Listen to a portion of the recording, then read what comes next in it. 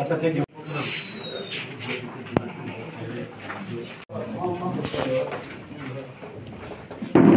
মেহেদি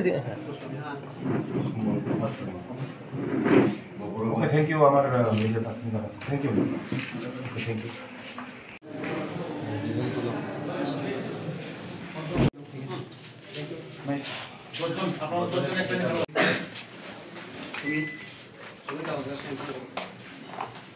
আচ্ছা, আমার media person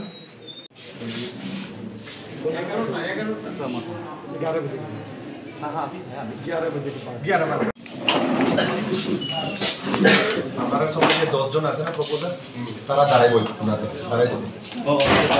কমলপুরে প্রার্থী হয়েছে এবং আপনি এই প্রার্থী হিসাবে এই কেন্দ্রতে যদি জয়যুক্ত হন, তাহলে আপনি সাধারণ মানুষের জন্য মেসেজটা কী থাকবে?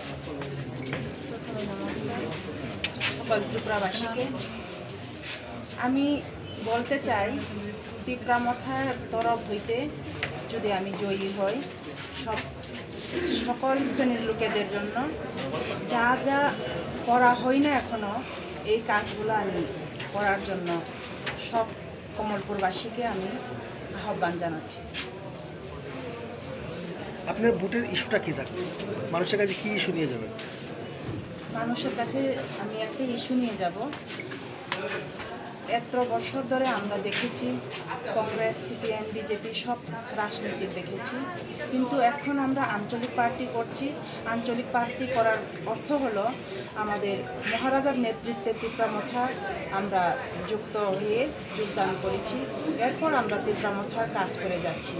তাই ত্রিপুরামথাতে এমনই আমাদের মহারাজের নেতৃত্বে আমাদেরকে শেখানো হয়েছে যে পিছিয়ে পড়া জাতিগুলোকে সামনে কিভাবে আমরা এগিয়ে তুলতে পারি। এর জন্যই আমরা আমাদের মৌলিক অধিকারগুলা আমরা কিভাবে আদায় করতে পারি, এর জন্য আমরা ত্রিপুরামথা করছি এবং গ্রেটার ত্রিপুরাল্যান্ডের দাবিও আমরা করছি। জয়ের ব্যাপারে আপনি কত দূর আশাবাদী? আমি জয়ের ব্যাপারে আমি এমনই বিশ্বস্ত, এমনই আশাবাদী যে বিজেপি এখনও রুলিং গভর্নমেন্টে যে পলিটিক্সে যারা আছেন, তারাও যেন আমাকে এত প্রেম ভালোবাসা দিচ্ছে যে আমাকেই ওরা ভোট দিয়ে জয়যুক্ত করবে বলে আমি আশাবাদী।